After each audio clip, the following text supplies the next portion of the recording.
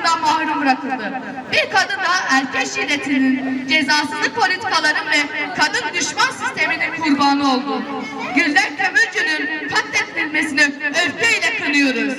Bugün burada bir cinayeti değil, kadınları korumayan, şiddeti önlemeyen ve failleri cesaretlendiren politikaları da teşhir etmek için toplandık.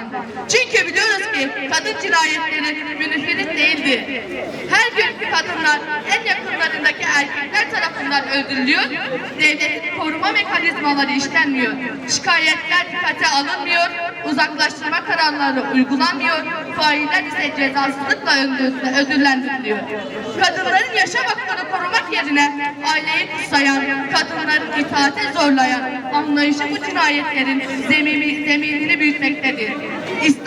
İstanbul Sözleşmesi'nden çekilmenin ardından artan kadın cinayetleri, kadın düşmanı politikaları nasıl ölümcül sonuçlandığı yarattığı açıkça göstermektedir.